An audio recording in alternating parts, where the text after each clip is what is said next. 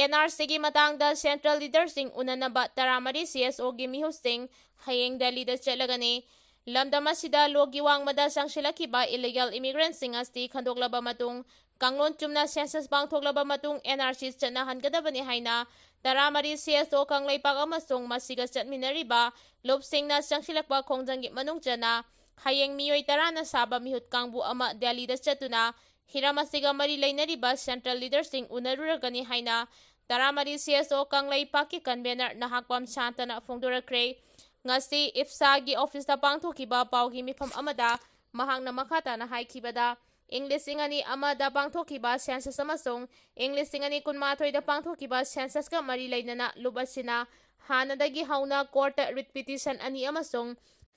PIL ani file tawraga laikre PIL sing aduso hearing chathanaba list tawraga lairi writ petition ani adusu accept tawre mito khandokpa haibasigi khwaidagi araiba pambai se Assamda tawbagumna NRC pangthokpa asini handak governor ga unakiba adudasu NRC pangthokringai mamangda lamdamasigi asengba bona fide citizen khandoknaba NRC pangthoknaba taksilamke khongjang asigi manungchana hayeng taramari CSO kanglaipak yauna masiga chatminariba lupsengge mihut kangbu ama Delhida chatkadoriba se Central Leader BJP ki President amasung Central Secretary ga unaduna mito khandokpagi matangda chapchaba ama laikhai tana wari sanarakani haikhe. JFD ki General Strike manung CM amasung Home Minister gi Ephiji Mei Thamkhre State amasung Central lenga ki loisang khudingmak hayengdagi boycott twragani haina Jitendra ningombana phongdorakre.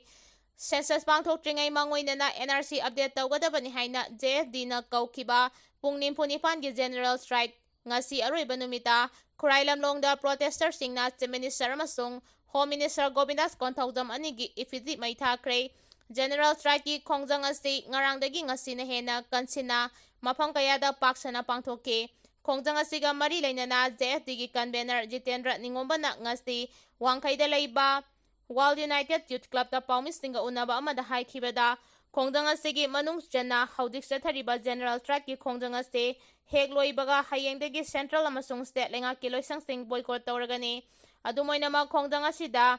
health water supply electricity amasung education sector gi oinadi konsiloi lamdam asigi miyamnastu makoi gi ACG MLA singda NRC update tawdnabagi phirep chapchana khanganaba taksinbiyo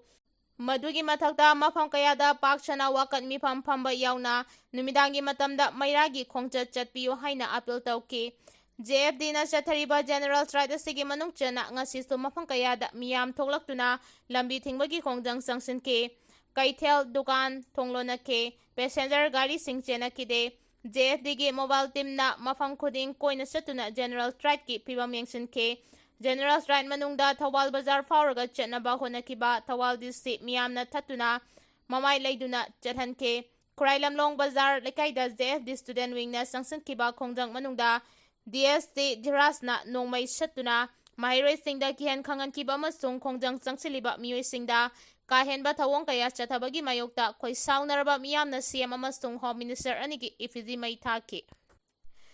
khongjang manungda protesters sing amasung police ka sauna mungnaba thoke loinana police na chathakiba kahenba action da miyoi kaya asopan nangke Imphal dai ripok lambi da su miyamna lambi da uwa phaijinduna chathok chasin thingke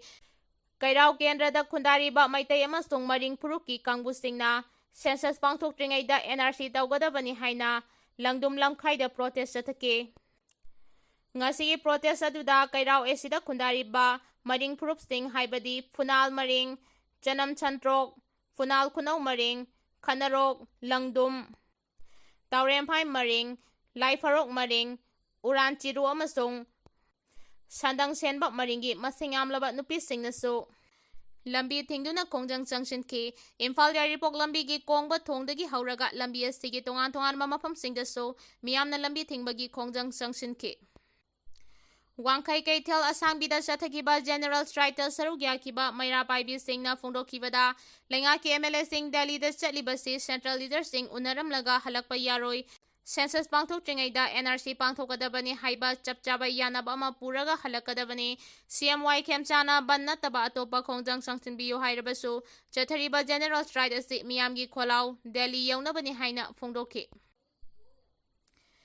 ꯃꯤꯌꯥꯝꯒꯤ ꯏꯍꯧ ꯀꯟꯁꯤꯜꯂꯛꯄꯗꯒꯤ BJPꯒꯤ MLA ꯃꯔꯤ ꯗꯦꯜꯂꯤ ꯄꯥꯡꯈ꯭ꯔꯦ, ꯍꯌꯦꯡꯁꯨ MLA ꯈꯔ ꯗꯦꯜꯂꯤ ꯆꯠꯂꯕ ꯌꯥꯏ꯫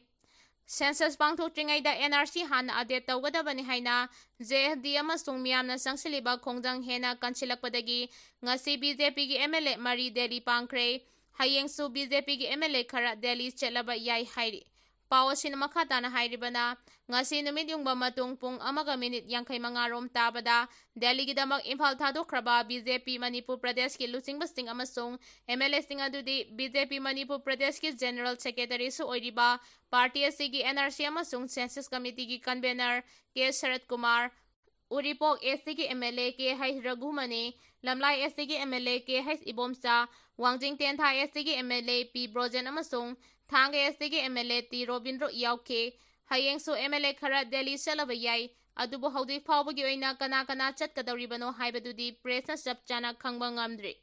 BJP Manipur ꯄ꯭ꯔꯗꯦꯁꯀꯤ ꯂꯨꯆꯤꯡꯕꯁꯤꯡ ꯑꯃꯁꯨꯡ BJPꯒꯤ MLAꯁꯤꯡ ꯑꯗꯨꯅ union home minister Amit Shah ꯎꯅꯗꯨꯅ ꯁ꯭ꯇꯦꯠ ꯑꯁꯤꯗ ꯍꯧꯖꯤꯛ ꯑꯣꯏꯔꯤꯕ ꯐꯤꯚꯝ ꯑꯃꯁꯨꯡ ꯏꯂꯤꯒꯦꯜ ꯏꯃꯤꯒ꯭ꯔꯦꯟꯠꯒꯤ ꯏꯁꯨ ꯑꯁꯤ ꯌꯦꯡꯂꯒ ꯁꯦꯟꯁꯁ ꯑꯣꯄꯔꯦꯁꯟꯒꯤ ꯊꯕꯛ ꯑꯁꯤ ꯃꯇꯝ ꯈꯔ ꯌꯩꯊꯣꯛꯂꯒ NRC ꯍꯥꯟꯅ ꯑꯞꯗꯦꯠ ꯇꯧꯕꯤꯌꯨ ꯍꯥꯏꯅ ꯇꯛꯁꯤꯜꯂꯝꯒꯅꯤ ꯍꯥꯏꯔꯤ꯫